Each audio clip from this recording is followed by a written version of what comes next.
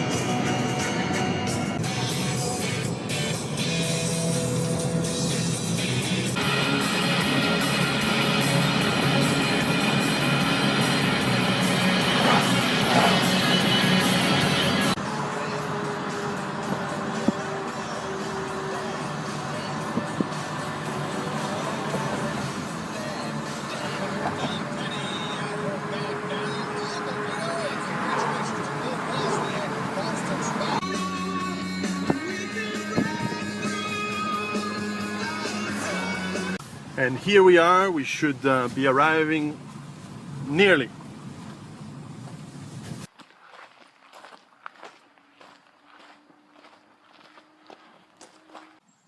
And here we are. Hey! Hey, Piero! Che se dici, Piero? Nice to see you. Nice to see you, man. Hey, really great to meet you. Nice to meet you too. Come on in. Thank you. So this is your place. This is my establishment. Wow. It's a lovely area here. Thank you very much. Wasn't easy to find, but it's nice. Yeah. In fact, you know what? Let's see.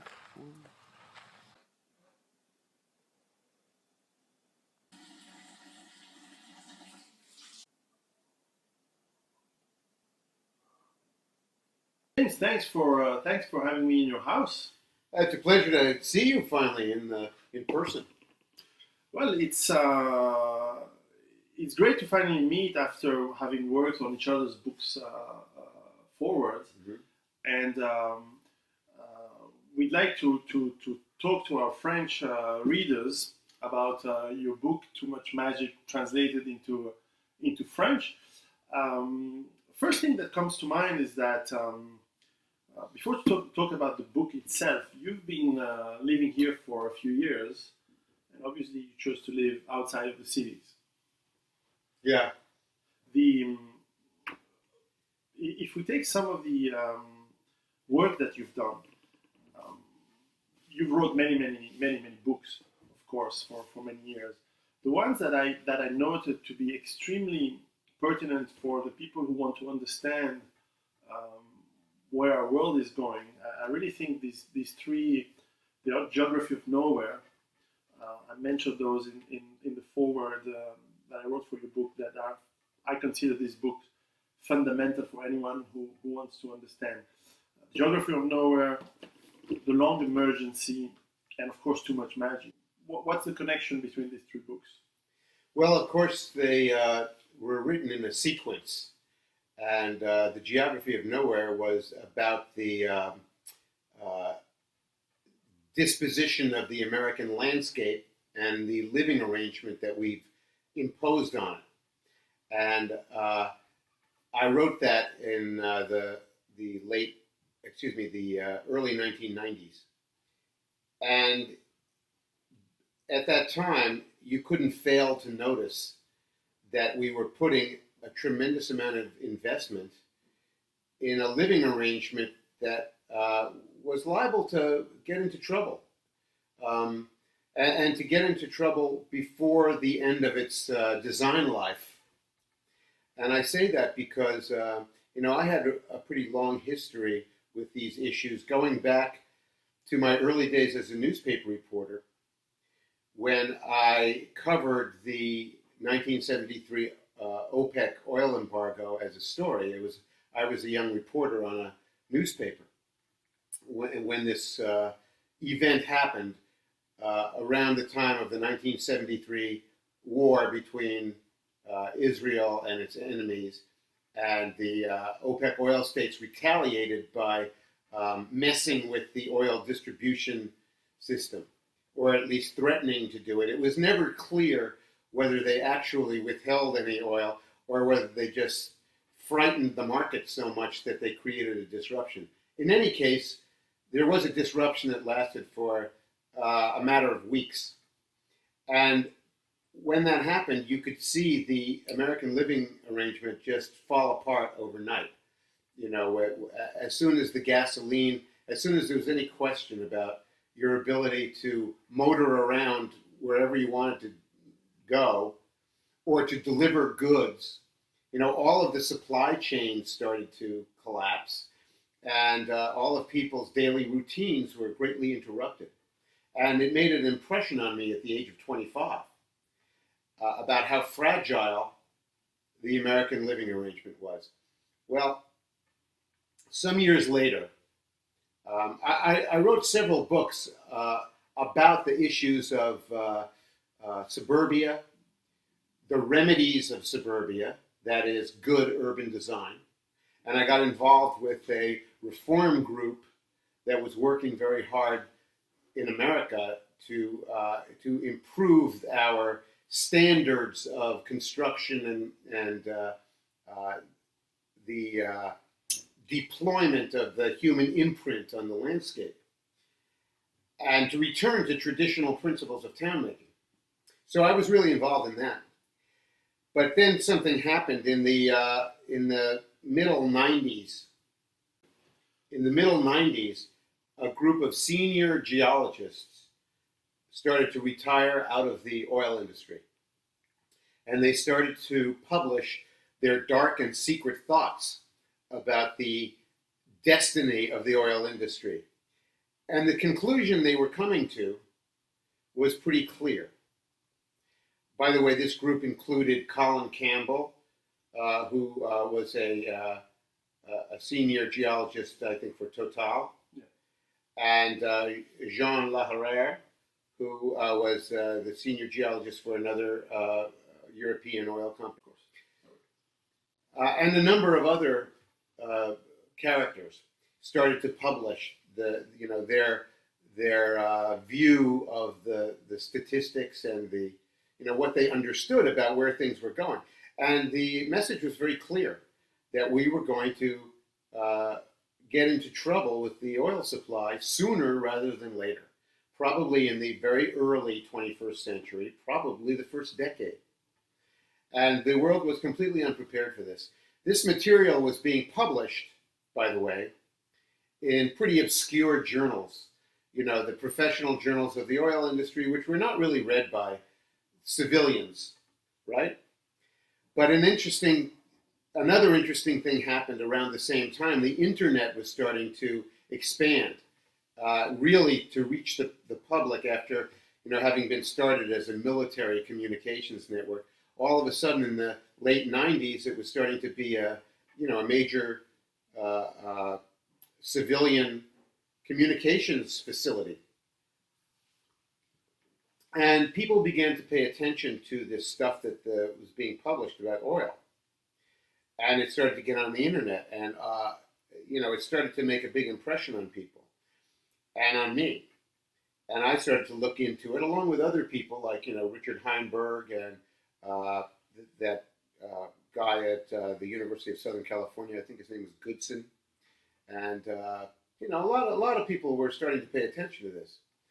And the upshot of that was that people were drawing conclusions that the advanced techno-industrial civilization was liable to do very poorly in a future of restricted oil supplies. You couldn't fail to understand this. then if you looked at it a little further, it became obvious that a lot of the so-called alternatives probably were not going to successfully take the place of oil and gas and coal, but especially oil, because a lot of this was a liquid fuel issue, because a lot of it was really about transportation, about moving stuff around, and commerce and trade and manufacturing, and all these things that are the very basis of industrial economies. And so we began to notice that, first of all, there was a lot of wishful thinking and propaganda out there. People who wanted to believe that we could continue to live exactly the way we're living now by other means, that we could all drive electric cars and that we would run all the electricity by fuel cells, and we would have a hydrogen economy. And there was a lot of propaganda out there, some of it coming from people who had a lot of credibility. People like Amory Lovins at the Rocky Mountain Institute, who was, a beloved science figure from the environmental movement. And he was putting out all this propaganda about how we were going to change the cost structures, and, we were going to use different fuels. And a lot of it was bullshit. And the closer you looked at it, the more you realized that we're not going to have an alternative energy system without an underlying support of a fossil fuel economy. You couldn't manufacture the hardware for all the solar panels and the wind turbines. You couldn't have the advanced metallurgy, all of these considerations. And the scale of it all was wrong. I think one of the conclusions that I came to, and many other people came to, yourself included, was that we would have to change the scale of virtually all the activities of everyday life, because they were all ramped up to the scale of the greatest efficiency for fossil fuels. But when you withdrew the fossil fuels, all of a sudden these things wouldn't work. Industrial agriculture would not work. You couldn't feed the planet anymore unless you had, this industrial agriculture thing. If you moved it down to a smaller scale, where you have smaller farms that require much more human attention and fewer machines, and really a lot more traditional forms of farming, perhaps with the addition of the knowledge that we've acquired, in recent times, because that's a big thing. Having the knowledge for doing organic agriculture and no-till agriculture and permaculture. These are serious advances, just as the advances of the 19th century for what they used to call scientific farming. These were important advances, crop rotation, etc. But still, we're going to have a problem not having fertilizers like the phosphates and the nitrogenous fertilizers that have made it possible to feed so many people. So, to answer your question, I think, I started out writing about just the living arrangement in America because it was, first of all, it was horrible. Living in this milieu with no good public space, with poor connections between work and home and recreation, and this institutional failure, of not having the social infrastructure. And people like me, we would go to Europe and we would see all of this urban infrastructure still in place, working beautifully at every scale, at the scale of the village and the big town and the big city. You still had people living in the cafe, and you still had people in Italy. You had the evening assembly of people in the town piazza, and you saw the life being lived still in a very civilized human way that was absent in America. And this process was so insidious in America that we forgot what it was that we lost. So I wanted to write about that. But so once you get past that and started to understand the energy equation, it became obvious that we were going to have a big problem. And finally, there was one other piece to the puzzle, was that once you started to understand the energy part of the equation, you couldn't fail to notice how it was connected to the financial part of the system. And they were mutually dependent, and that you could see that the financial system had already become very unstable. And of course, you know, the Long Emergency was published in 2005, and I wrote about the housing mortgage misbehavior that was going on, and the securities fraud that was connected to the mortgages. And I wrote about that, 4 years before it happened, and then in 2008, the whole thing fell apart. Actually, this is Long Emergency. This is the first book I wrote about you. This is my original copy, and it's still annotated. I still have notes that helped me to write my own book. Thank you. And of course, it's an amazingly. It was the first book that had, as you say, the link between energy, between finance, and between infrastructure. Mm-hmm. And obviously, its conclusion is quite pessimistic. Was quite pessimistic then. And specifically about not only the infrastructure, but also the mindset of Americans, people living in the United States, which is still today the world's largest economy. It's a very large country. It weighs a lot in terms of military power in the world. It also influences geopolitics around the world in a massive scale, of course. And that's how I found Too Much Magic even more pessimistic than The Long Emergency, and at the same time it's written with a lot of, I think, sense of humor. And as Samuel Beckett once said, nothing is funnier than unhappiness. And actually it's, and I would say to our French readers, the French translation kept it very well translated, I thought, and keeps a lot of that sense of humor. Good. So because we want to take, our in between the lines, what one has to conclude is that our fate is not very bright. But we have to do it we have to keep our sense of humor. Yes, and that's part of being civilized, of course. So what brought you to go to this book to talk really about why America is failing?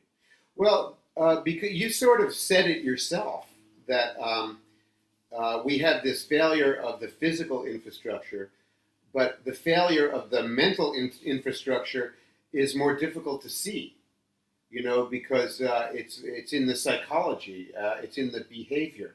And I would say that the destruction of this mental infrastructure in the United States has been devastating. To see the way, first of all, it's very visible among the proletariat, of course, because they're turning themselves into savages, visibly, with the tattoos and the piercings and the bad behavior. And so that's easy to see.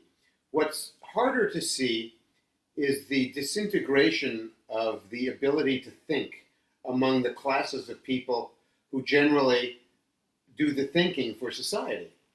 And so the most conspicuous failure was this wishful thinking about technology. And this was broadly manifested in the media and the books and the television and the public statements and the policy, and all of the efforts of the intellectual classes in America were being turned in toward this task of trying to imagine that we could keep on living exactly the same way by other means. And it was all a fraud. You had all these people at the elite universities like MIT and Harvard, trying to put across this story that we're going to be able to keep on driving to Walmart forever because of lasers or shale gas or hydrogen or dark matter or some some energy system that has not been never been demonstrated to have a commercial value, like the thorium reactor. And so you have this whole intellectual class, and including people who ought to know better in the sciences, the hard sciences, who are pimping for systems that are never going to rescue us in the way that they imagine.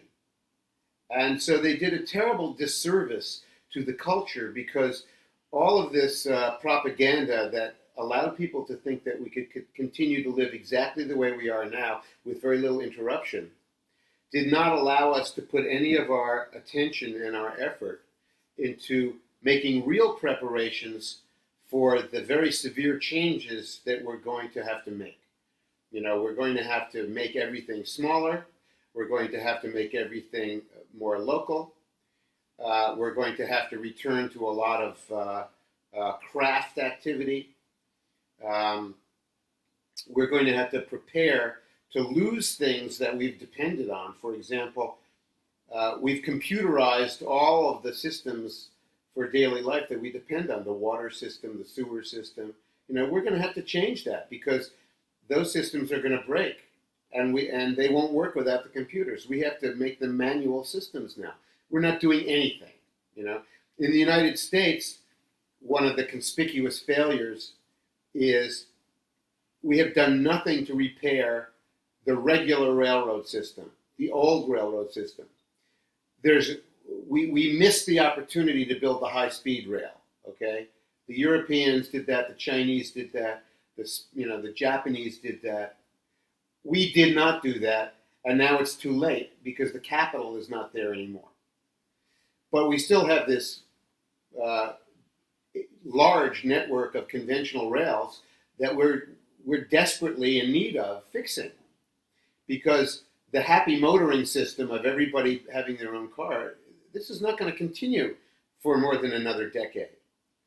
And we're pretending that it will. And, once again, in this situation, the science people with the good reputations come into the picture, and they say, oh, well, everybody's going to have a Tesla car. So don't worry about the gasoline. Don't worry about the cars. The car system is going to fail for the mass motoring system. Is going to fail for reasons that go way beyond what kind of power the vehicle has. First of all, the failures will be largely financial. People in the United States, I don't know about Europe, but in the United States, mostly buy their cars with bank loans or some kind of financing. And so one of the phenomena that's happening now is that the financial system is destabilizing. Capital formation is impaired. There's less capital available for the loans for the cars. There are fewer people who qualify for the loans because the middle class is shrinking. And so the people are not going to be able to buy any kind of a car. It doesn't matter whether it's electric or internal combustion. The governments at every level, the town, the county or the province, the state, the national government, all these governments are going broke. They've all spent too much money, and they've borrowed too much money, and we will soon get to the point where they can't afford to repair the roads. We have these elaborate hierarchies of roadways, from the little lane behind your house to the 7-lane superhighway. We're not going to be able to fix these things. And there will be a triage process, of course, where, we'll decide these things will get fixed and these things will never get fixed, So that's going to be a big failure. And of course, there's the whole laughable element of the electric car, which is that people think that you power it from the plug in the wall. But no, there actually has to be something that puts the power in the plug, and that's the coal-fired electric generating plant.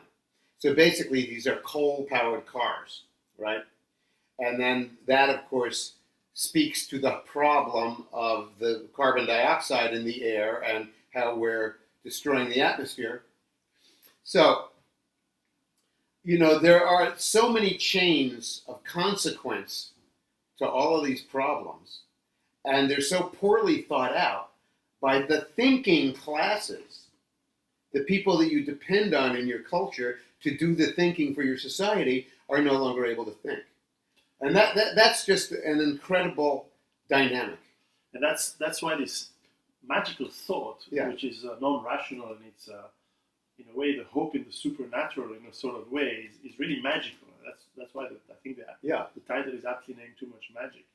Now the consequences, and of course in your book you talk about this kind of thought. You talk about the reliance on the narcissistic enhancing technology, the techno-narcissism. Yeah, techno-grandiosity. You talk about towns of the future that are unadapted to what is coming.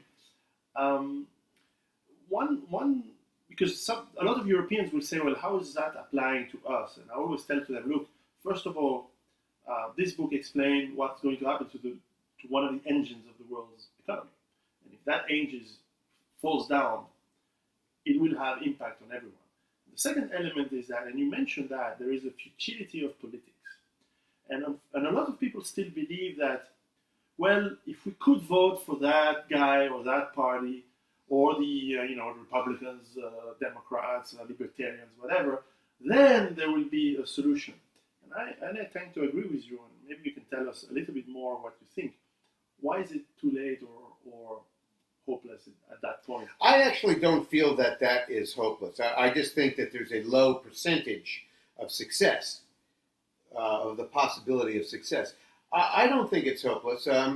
It's conceivable. It's within the realm of possibility that a new consensus could form, and that it could produce a political, coherent political faction that could make something happen. We saw this in the United States 150 years ago, where in the 1850s in America, you had this terrible problem of slavery.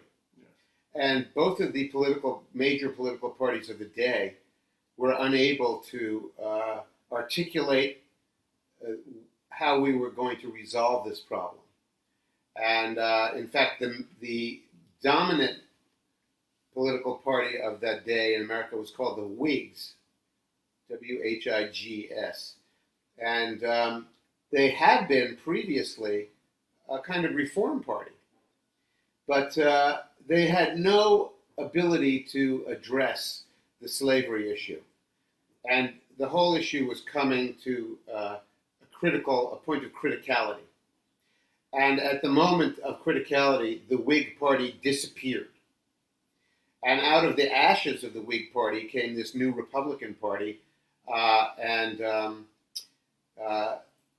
they first entered the national election of 1856 with a candidate for president named John Fremont, who was a Western explorer, kind of a dashing adventurer, And he lost the election, obviously, but the next election was 1860, and they nominated this railroad lawyer from Illinois named Abraham Lincoln.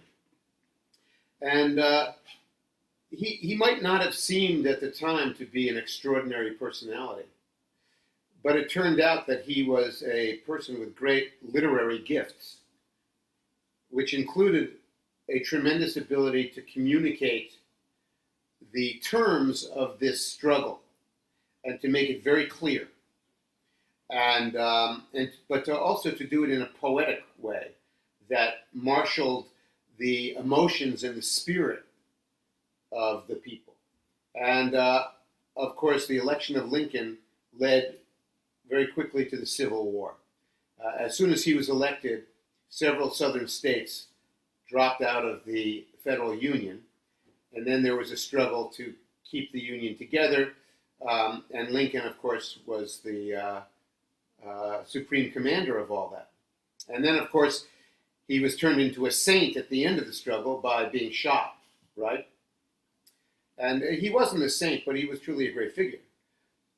So my point is that in the United States and elsewhere, we've seen these things resolve in different ways. In France, there was the calamity of the revolution. It's understandable that it took place because the old system was finished. But it produced, a decade and a half of chaos and bloodshed that was terrible. And,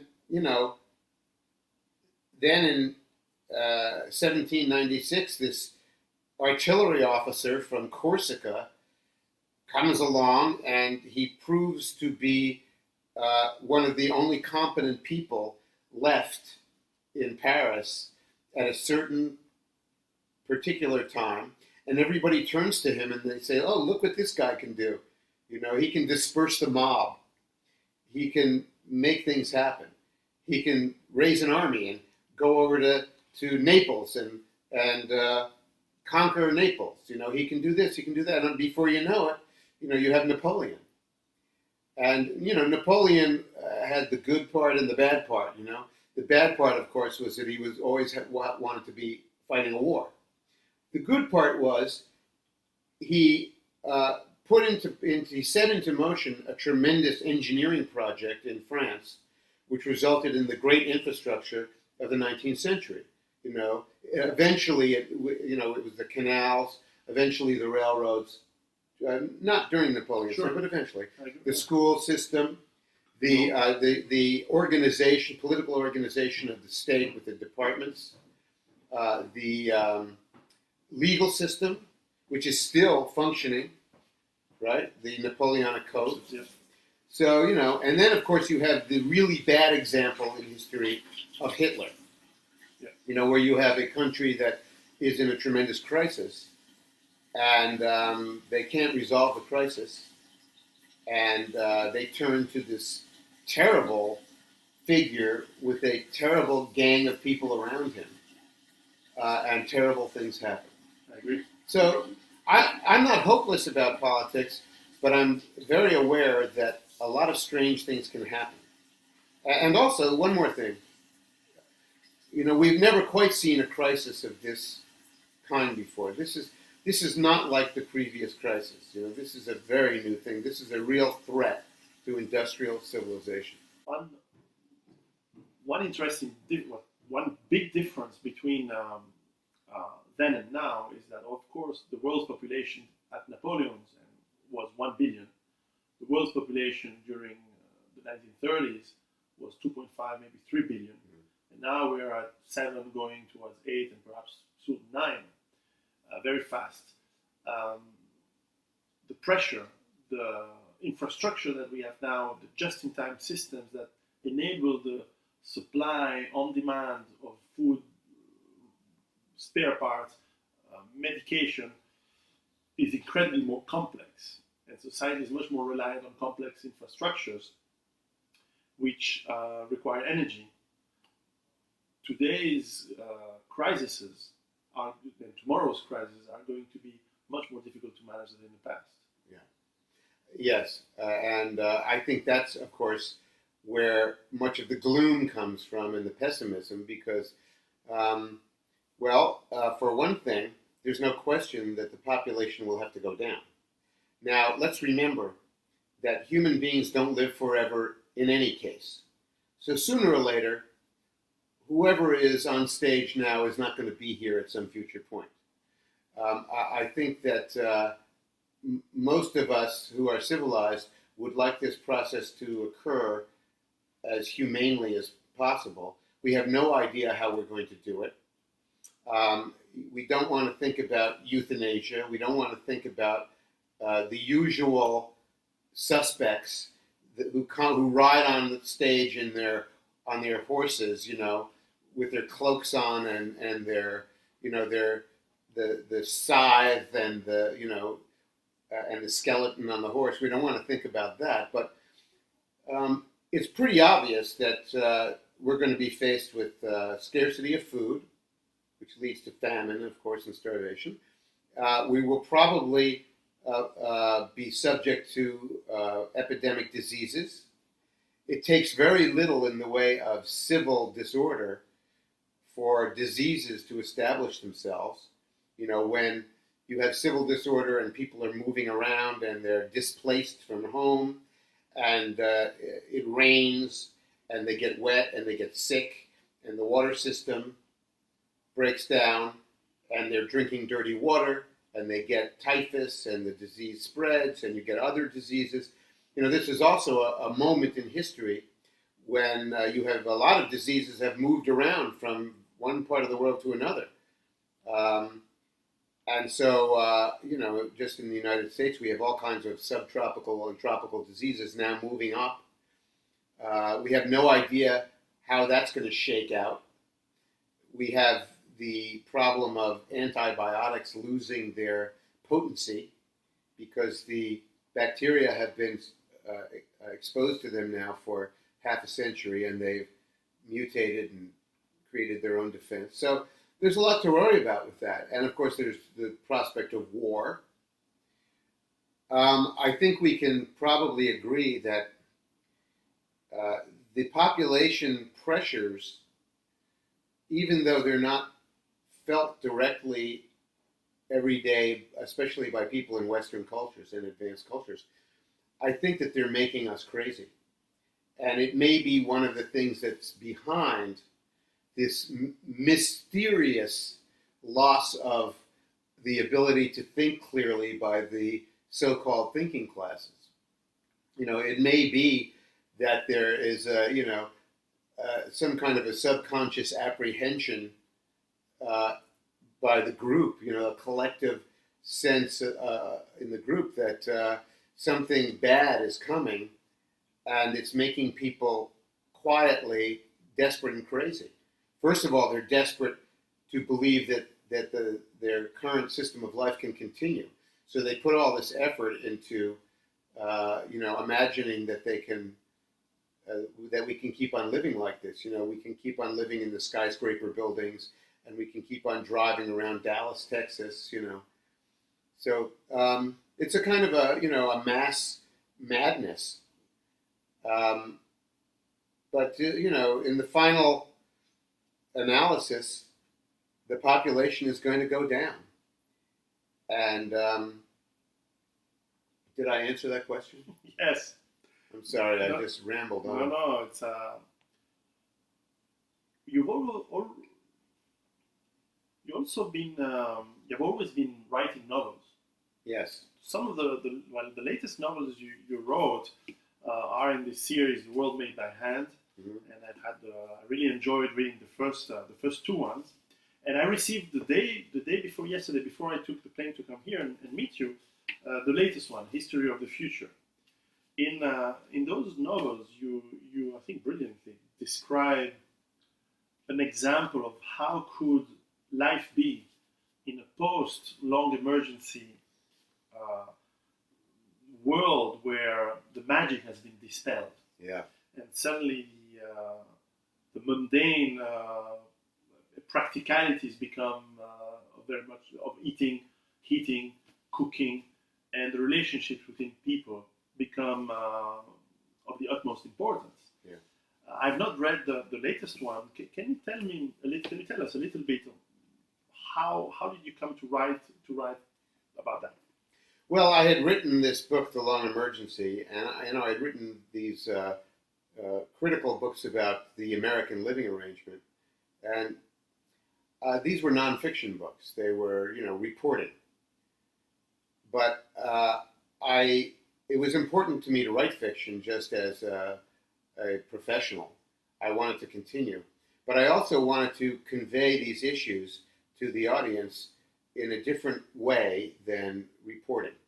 I wanted to reach them through their emotions and their sensations, and I wanted them to feel what it would be like to live in that new future world. So I wanted to write about, what people were eating and what the tastes and the sensations of that new world would be, and what it would be like to live more connected with nature and the seasons and the hours of the day and the heat and the cold, and how the new social arrangements would dispose themselves.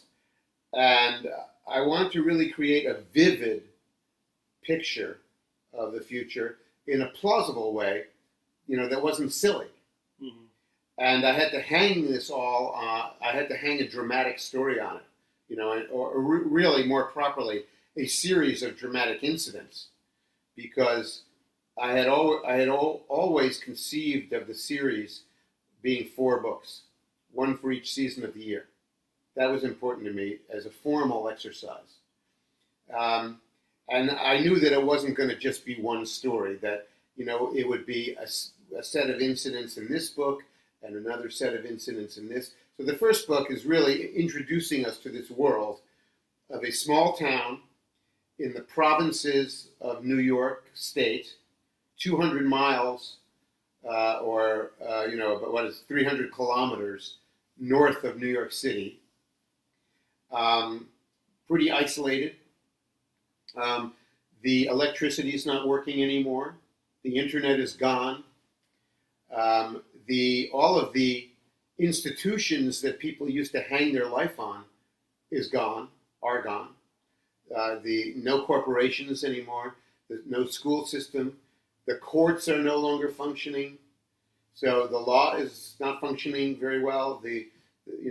People have nothing left to hang their life on. Agriculture and farming has come back to the center of economic life, and along with the activities that come out of farming and support farming.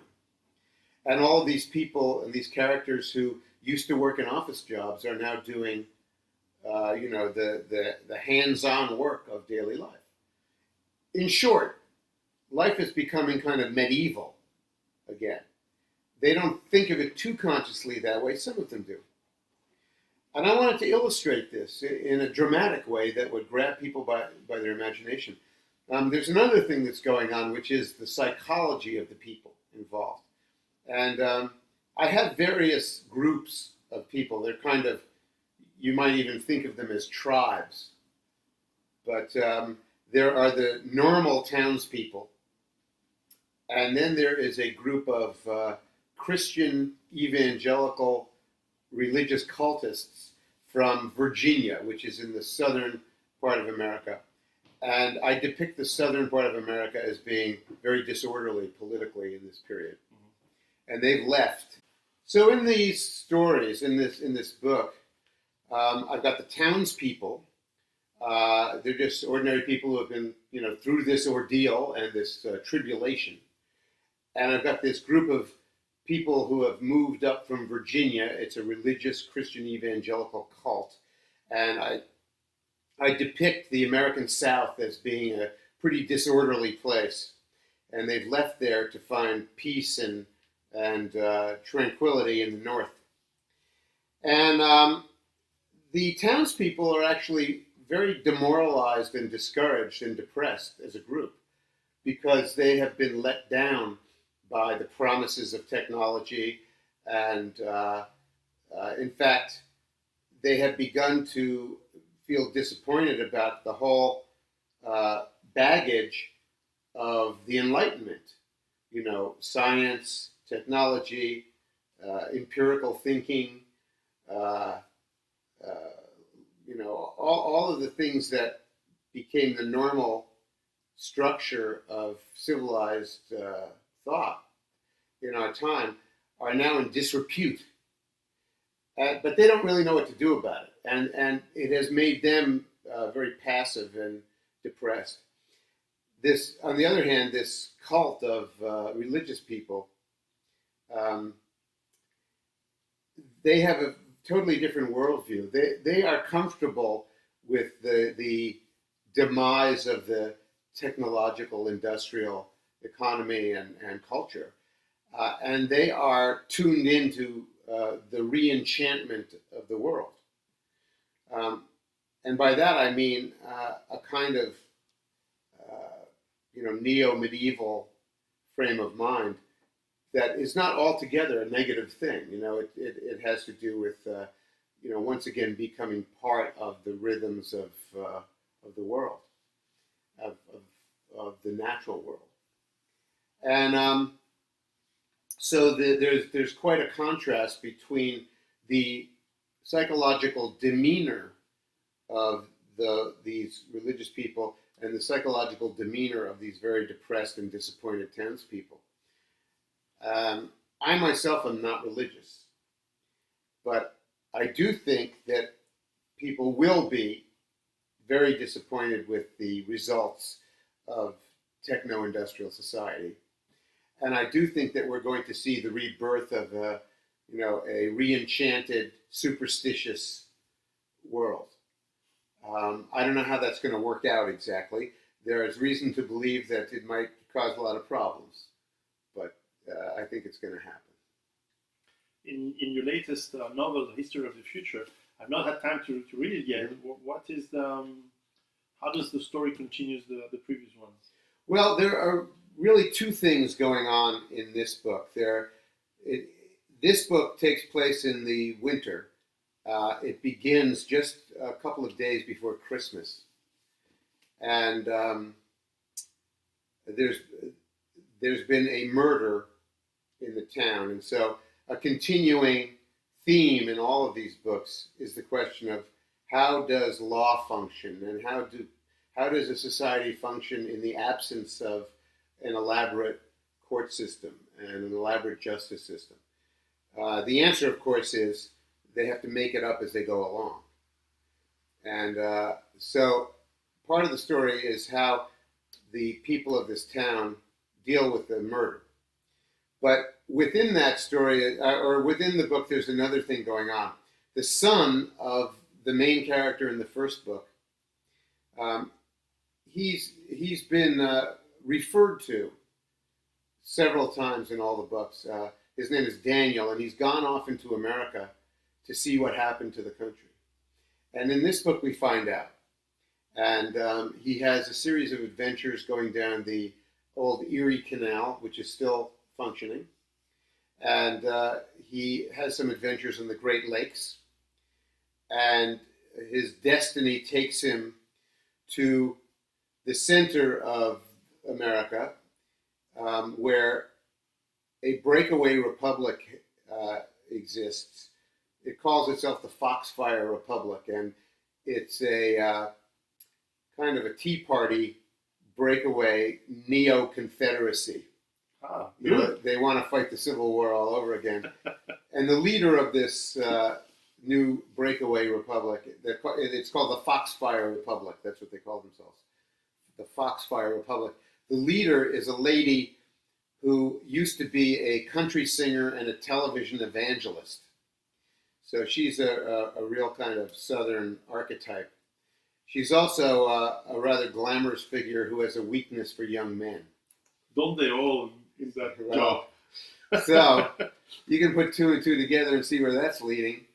And so that's what it is. It's, the continuation of the story of the people in Union Grove, New York, my fictional little town, and the people of the Foxfire Republic.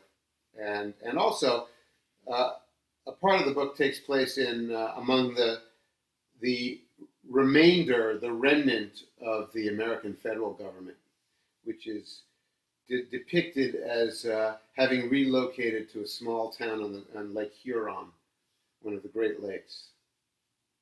Interesting. And I know that writers don't like to talk about the next books. So no, I can talk about it. I'm writing the fourth one. What's the fourth one going to be about? Well, the fourth one, they've all taken place in a certain season. The fourth one takes place in the spring. It's a time of the year that they used to call the 6 weeks want. The 6 weeks want, meaning that for this period of more than a month, they don't have any leftover food from last year, or very little of it. And the new food is not ready to eat yet from the garden or the farm. And so that's the time of year when people are really struggling to eat and get by. So the title of the fourth installment is The 6 Weeks Want. It takes place in the spring. Because the third one was about a right-wing political character, the fourth one is going to be about a left-wing politically correct despot who comes from Massachusetts. So you mean Barack Obama or No. Bill Kerry are going to survive in the world? No, it's not. It's a totally different kinds of character. He's this character from Massachusetts comes over with an army of his own warriors, basically, and tries to bully the town into giving up, their gold and their whatever capital they have.